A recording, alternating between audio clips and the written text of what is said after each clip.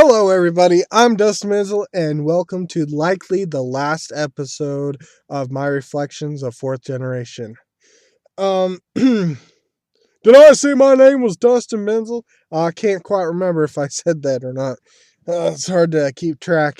This is definitely going to be in a blooper later on. Blooper reel. Dustin doesn't know if he said his own name. Kind of like that one time where I'm like, "Hi, I'm Dustin Benzel, and welcome to another Pokemon XY episode or discussion." Did I say I was? Sorry about that.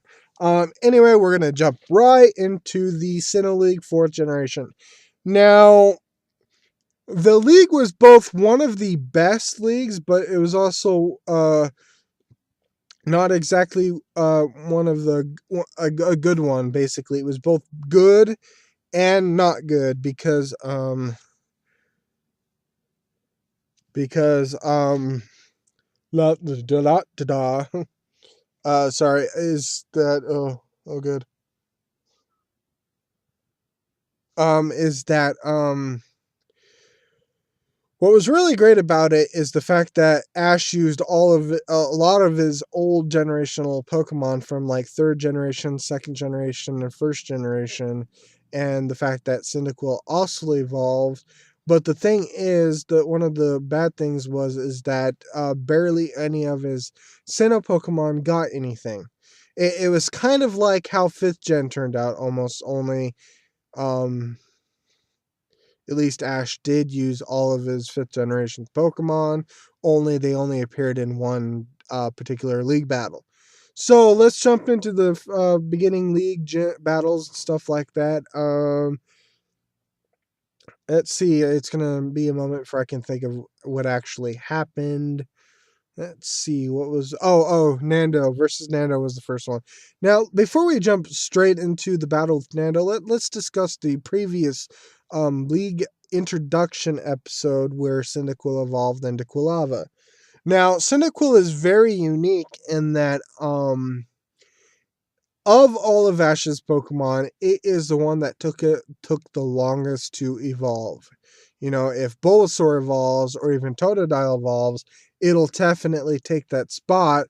But because I think those are the only Pokemon that can continue to evolve that were caught really early. Let's see, hold on. Yeah, yep. I don't think Ash has any other first generation Pokemon that could evolve. And Totodile was captured a while before Chikorita evolved, so yeah, okay, that makes sense. So it was kind of interesting to see Cyndaquil coming back. It was really cool because in that episode we saw Snorlax, we saw Bayleaf, we saw Totodile, we saw Corphish, we saw Cyndaquil and stuff like that. And this is pretty interesting because what's cool about this is that at this particular moment, Dawn had her own Cyndaquil, which is pretty interesting and stuff like that. But what's kind of unusual is that Dawn's Cyndaquil or Quilava ended up kind of being a carbon copy of Ash's Quilava and everything like that. So that was kind of interesting. Because it was really cool to see Ash's Cyndaquil evolving into Quilava and after like so long and stuff like that. And I'm just thinking, well, this kind of makes up for the horrible crap terms of Pokemon development in second generation. But you know what actually needed the evolution more?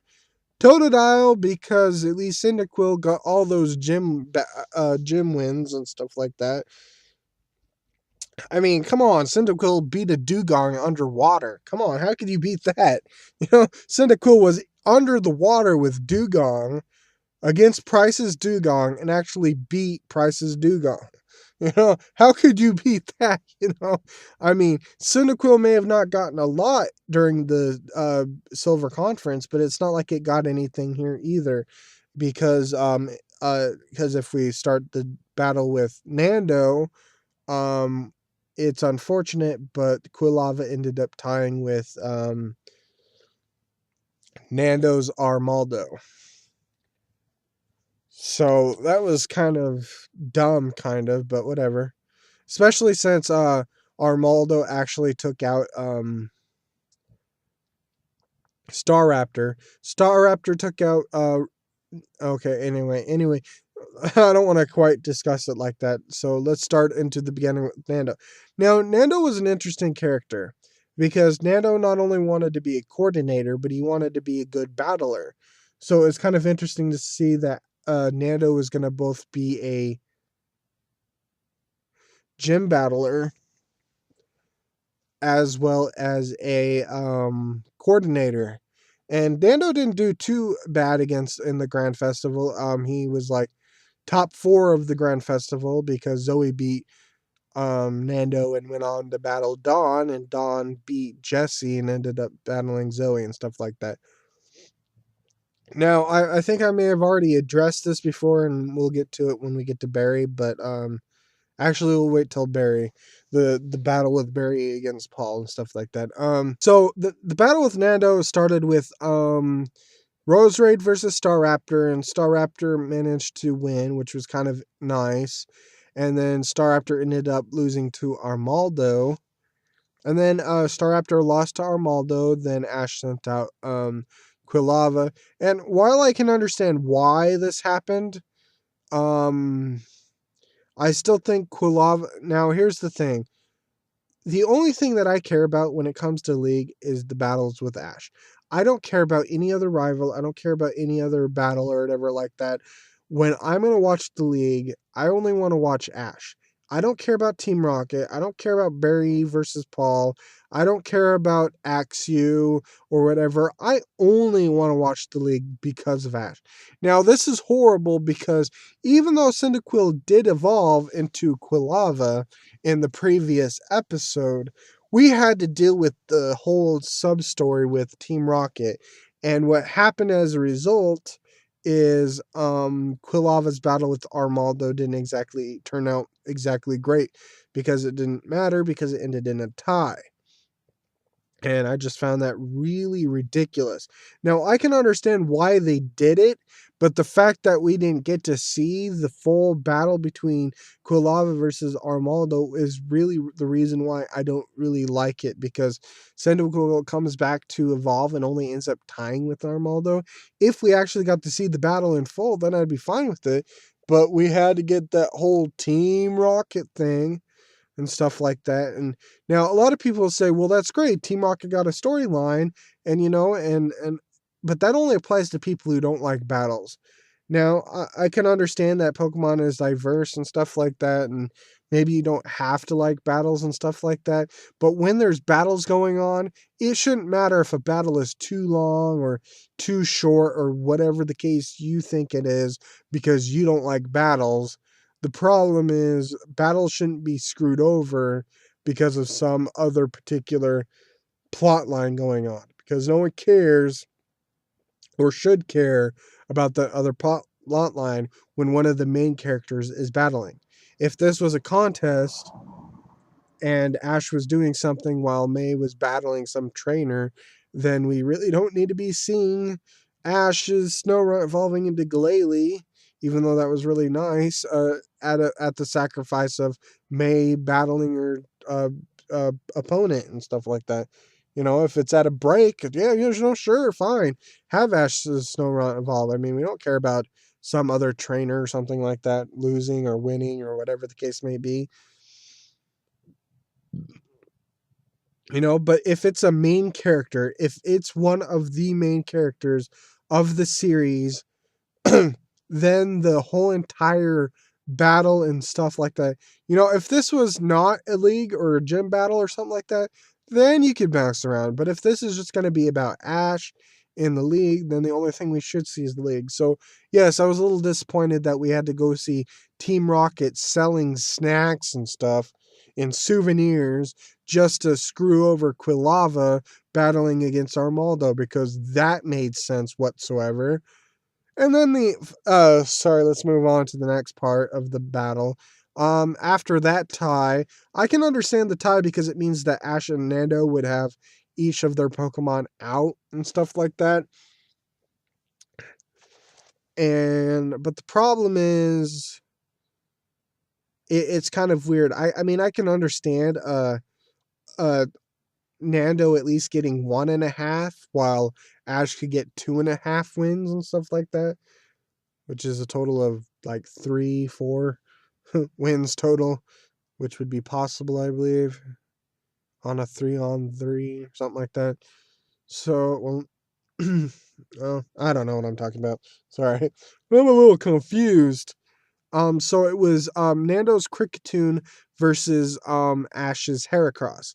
Now, when we go to second generation, I'll discuss Heracross overall, but because Heracross is one of Ash's Pokemon, I really like it. So it was really nice to see Heracross being in that battle and just doing so well and stuff like that. And I gotta check the time real quick, make sure that it's not time for me to start feeding. Nah, it's about a couple of hours. We're fine. Okay, let's go on with the continue on with the fourth part. um, so then let's move on. Now let's talk about Barry versus Paul. Now, as I've already said before, I did not like the way that Barry lost to Paul. You know, Paul swept Barry, and I'm like, Barry couldn't have been that much weaker against Ash, so much weaker that Barry couldn't at least knock out one of Paul's Pokemon, not just one of Paul's Pokemon. No, Magmortar, Ursaring, and Electivire had to completely shut out Barry, and I disagreed with that completely. I understand that Gary or Paul or whatever, I understand that Paul needed to be strong, but Paul beating um, Barry basically 3-1 would have been perfectly fine, because Paul was going to win no matter what, because that was the whole entire point and stuff like that. So it was a little disappointing. And what we got out of a sacrifice is we got a horrible beginning battle with Ash beating his next opponent, a girl, and he uses Snorlax to body slime a Grumpig, and it ends up being the case where Ash wins and moves on to the next battle. And like I said, that was really horrible because we had to see Barry and Paul battling, and there was no reason why it lasted so long because Barry sure as hell didn't get anything. Barry didn't get a single win against Paul. His Skarmory, Hitmonlee, and Empoleon lost without a second thought, and Barry could have at least beaten one Pokemon. And this was horrible because then it was just Ursaring. And I've already said how much Paul's Ursaring is way overpowered.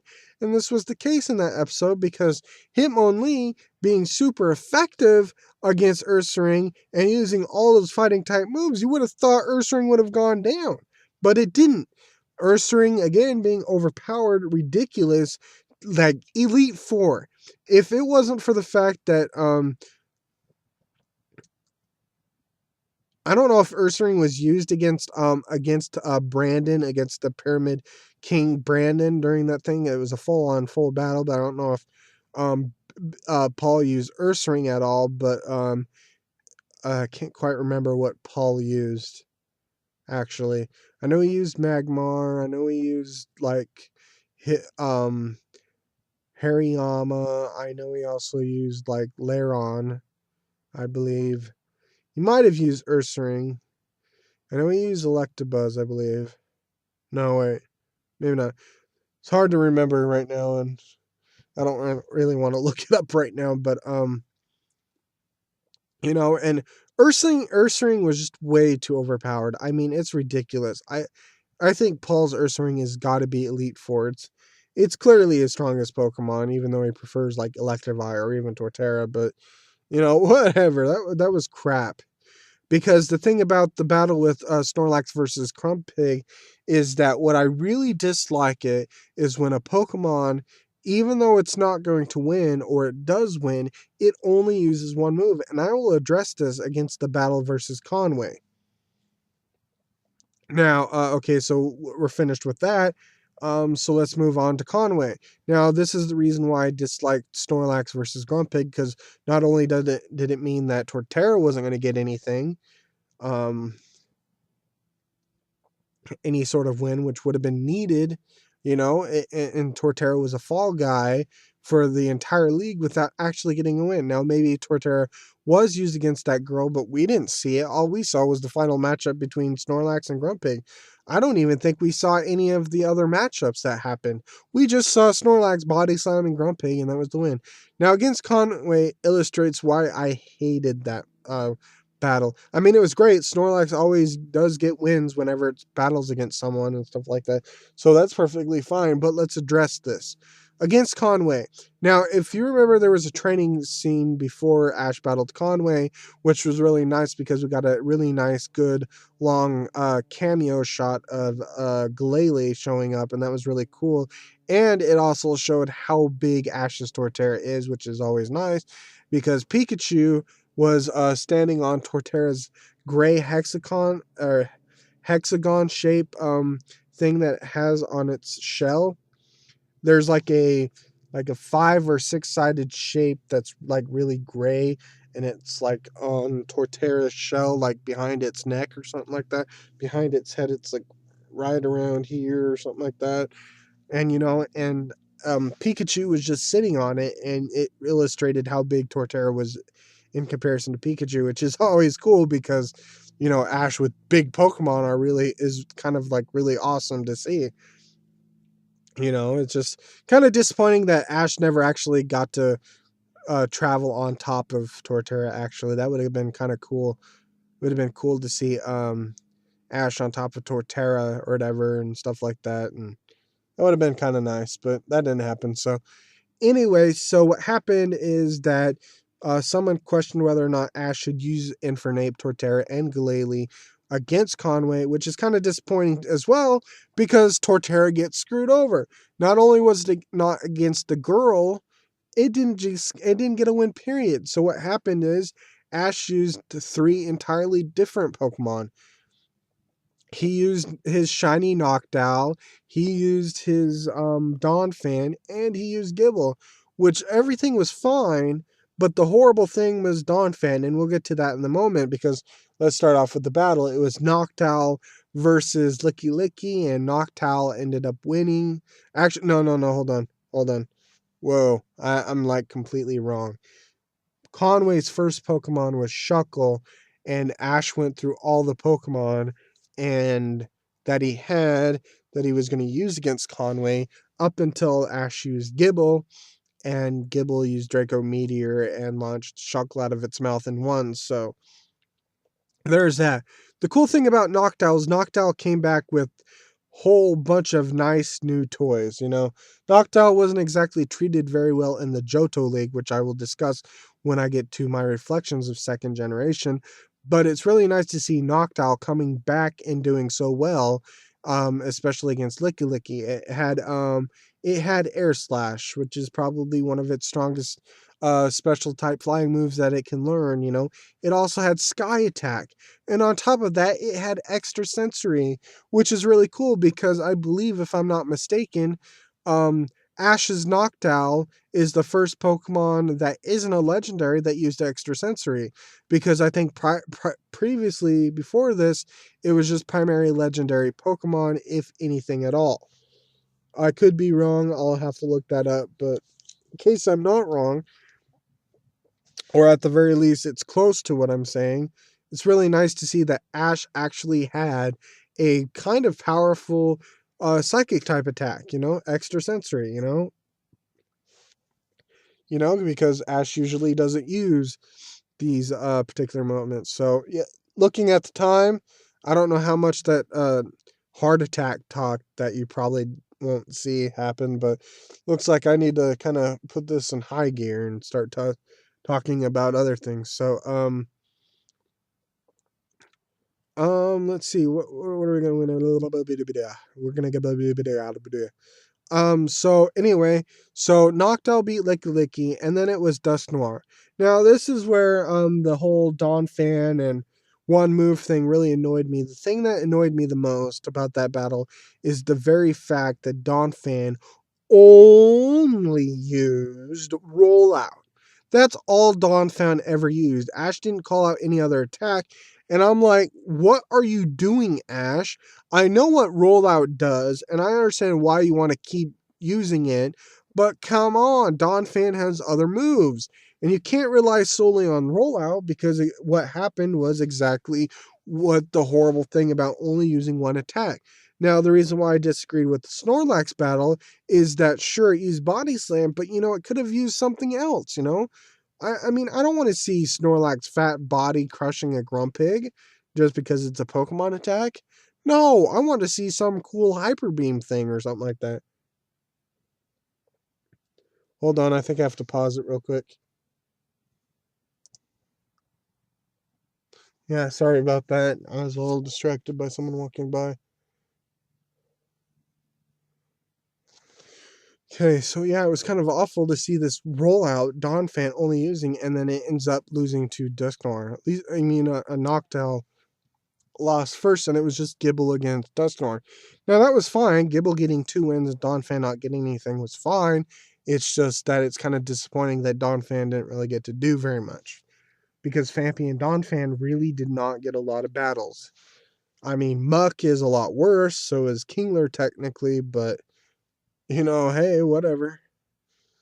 So let's move on to the battle against Paul and stuff like that. And this is kind of a weird case where everything was fine up until Torterra lost again. Now, the one thing that I have to call out the riders on is that it was ridiculous to think um, that Reggie, Paul's brother, would be like, "No, Ash, don't use your Torterra against Paul's Drapion." And I'm like, "Whoa, hold it on now. Hold on just a second. I realize that Ash's Torterra doesn't have any decent ground type moves since you're all afraid of ground type moves being used, even though the earthquake didn't happen until the following year." Which is kind of disappointing because I would have loved to see Torterra with Earth power and stuff like that.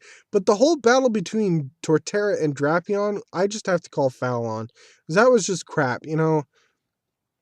I mean, easily, Torterra could have used an Earth power attack and could have easily won Drapion. And I'm just like, well, what do you mean? What's wrong? And Drapion's only weakness is ground type moves or ground type Pokemon and stuff like that, because whatever usual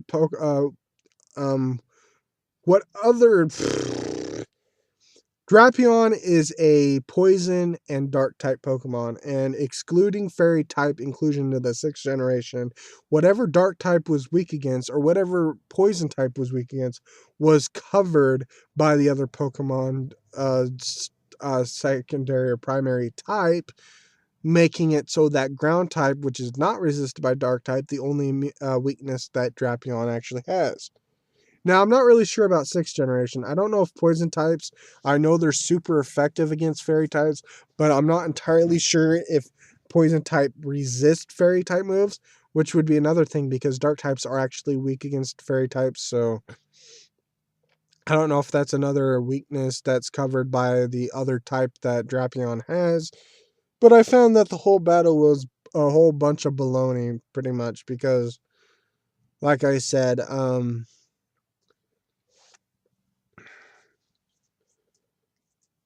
Torterra didn't get anything, and it was like ridiculous. And the way that the battle ended was ridiculous. Okay, but before we get into that, let's discuss the first parts.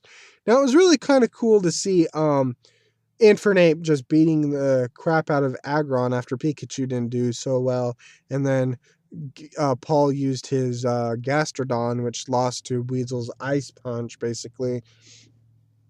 And then Staraptor didn't get anything. That was kind of okay because it already beat Roserade. It's kind of disappointed because it broke Staraptor's record of beating a Pokemon in every battle that it's been in, at least one Pokemon.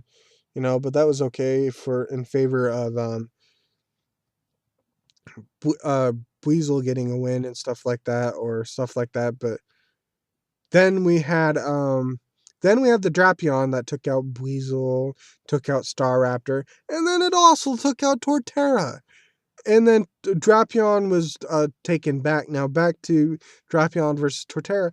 I didn't like it because during the battle, Torterra actually used Synthesis, which uses to heal your health. And what did Drapion ended up using? It ended up using a bug-type move, Pin Missile, and knocking out Torterra right after Torterra was finished with Synthesis. Now, I call foul on that because while it was really cool to see, oh man, I think I need to go get some water or something like that. What's horrible about this, if I can talk without throwing up or whatever, is that that Turtwig, Grotle, and Torterra didn't exactly have the best time with Synthesis, and always lost as a result of using Synthesis and stuff like that. So I was a little disappointed that right after Synthesis was used, Paul used Drapion's Pin Missile, and Torterra was knocked out, despite after using a move that healed Torterra's health. Now, a lot of people point out that Synthesis doesn't fully heal a Pokemon, but at the same time, using Pin Missile, one of Drapion's weakest moves in general, in comparison to Cross Poison and Poison Fang, was ridiculous. Because Torterra took all of Drapion's attacks up to the Pin Missile just fine. It didn't do the best, but it took it just fine. But it ended up losing. The bad part about this is, if I don't vomit, hold on, I'm going to have to stop here real quick. I'll be right back. But I need to get some water or something because I think I've been talking too much. All right, I'm back. Sorry about that. My throat was getting really dry and stuff like that. And if you've ever experienced that, if you keep talking when your throat is like dry and you haven't drank water, it begins to make you feel kind of nauseous and kind of feels like you're going to throw up. So again, I apologize for that, but okay. So yeah, it was kind of disappointing to see Torterra losing to Drapion so ridiculously. So let's finish this up so I can finish this Reflections of Fourth Generation. So after that, Drapion was taken back, and then Paul sent out like Ninjask. Ash used Gliscor, didn't do so well, so Ash recalled Gliscor, sent out Infernape. Infernape had some trouble, but managed to pull out, knocking Ninjask out with a fighting type move, Mach Punch, which is hilarious because Ninjask is 4 times resistant to fighting type moves. So then it was Paul's Frostlass versus Pikachu. Pikachu ended up winning because Pikachu has to at least beat one of Paul's Pokemon at one particular point. And then it was then it was Drapion again. And it was Gliscor that ended up finishing Drapion off. And then it was Paul's Electivire beats Gliscor, beats Pikachu. And then it's just Infernape versus Electivire, and that was a pretty good, nice finishing matchup with Infernape winning. So on to the battle with Tobias and stuff like that.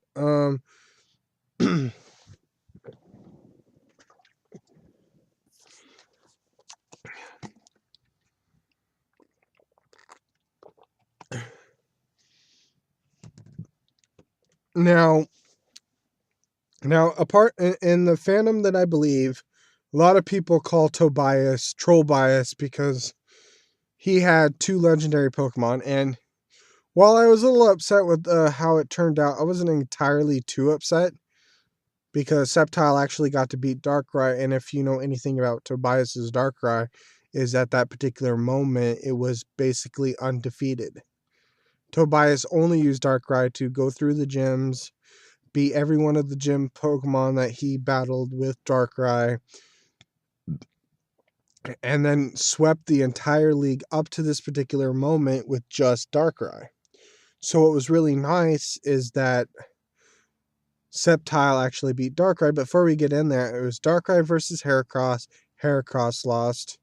Darkrai versus Torkoal. Torkoal didn't even stand any sort of chance apparently against Darkrai. Then it was Gible.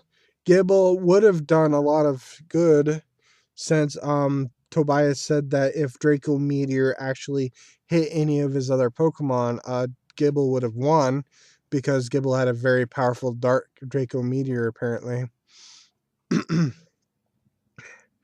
And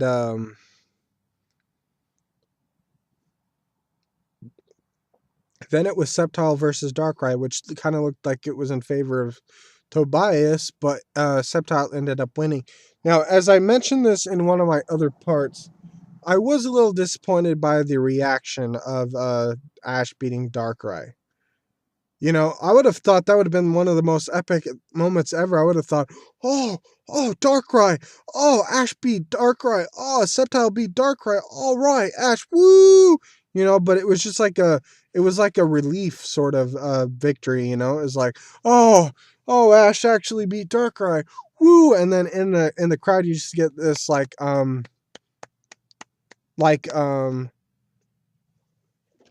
do you want to call it? Pity applause, basically. It sounded like pity applause, like, oh, well, that's okay, Ash, you did your best, and stuff like that. I'm like, he beat Darkrai, people. Ash was the first one to take one of his Pokemon and beat Tobias's Darkrai with his Sceptile. Sceptile beat Darkrai. Darkrai, before this, was undefeated. This was the first time that Tobias had to use a second team. And this was where it kind of gets a little cheap because the second Pokemon that Tobias sends out happens to be Latios, which is another legendary Pokemon, which is rather weird because Sceptile loses, then Ash sends out Swellow, Swellow loses, and then Pikachu ends up tying with Latios because we didn't want to see what Tobias had otherwise because that wasn't the point. But yeah, basically that's that. And the weird thing is that the next battle that Tobias had, because Tobias ended up beating the Sinnoh League, was that the final battle was Tobias's Darkrai completely defeated the other trainer, indicating that you know, it would have been nice if Ash actually got to the finals in that particular league, even though that probably would have been another couple of episodes. And fifth generation was just right around the corner. but what's rather disappointing is that sorry about this being a long part, by the way. I wasn't expecting it to be this long. It's probably going to be at least 32 minutes, depending on how long that particular discussion was that I already edited out. As you can see, there's like some edited part out. So let me think about this. So yeah, and then it's interesting that Tobias pretty much went completely undefeated throughout the Sinnoh League, of course, because he won. But Darkrai pretty much went undefeated up until the point of Ash beating Darkrai with his Sceptile. And what's interesting about this is that not only did Ash actually take out one of Tobias's Pokemon, but he actually took out two. So that was awesome because it showed that Ash was really a powerful contender for the Sinnoh League. It's just that he didn't unfortunately fare very well because of Tobias. So let's move on. Basically, in the rest of the few episodes, we're just about the conclusion of fourth generation and stuff like that. One thing I will have to say is that it's a little disappointing that some Pokemon didn't get as much screen time or battling, such as Gible and Ash's Infernape didn't show up the last battle it showed up was against Paul, I believe. No, that's not true. I think Infernape was used again when Brock's Chansey evolved. I believe that was the last time we saw Infernape. But Gibble we didn't see until after the battle with battle with Tobias. So Tobias was the last time we saw Gibble. And what's really kind of nice is we got to see Staraptor and Ash's Torterra in the final episode of Fourth Generation, which isn't kind of really relevant, but I just wanted to make note that it was pretty interesting to see Torterra and Staraptor in the final episode of DP or Fourth Gen and stuff like that. So, as I've already said, Fourth Gen is my favorite generation of all time. I think Sixth Generation could end up being my second favorite, or at least tied with Third Generation and stuff like that. Like I said, it's because of all the character development, the Pokemon development, and the interactions and the strength of Ash's team and everything that his Pokemon went through. Ash getting top 4 in the league, something he never had done previously, even though he slipped back in fifth generation and only got top 8. Because why not? Because Cameron had to beat Ash for some stupid reason. Anyway, this concludes the reflections of fourth generation. Like I said, I apologize. This is longer than I intended. I didn't know I was going to talk this much about the league and stuff like that. So that pretty much covers it. The league was pretty much the last notable thing about the DP series, since it just pretty much ended. It already climaxed at that particular moment and was just finishing off whatever few stories that it had left before fifth generation. Which is a little disappointing because now that I think about it, fourth generation to fifth generation is the only transition where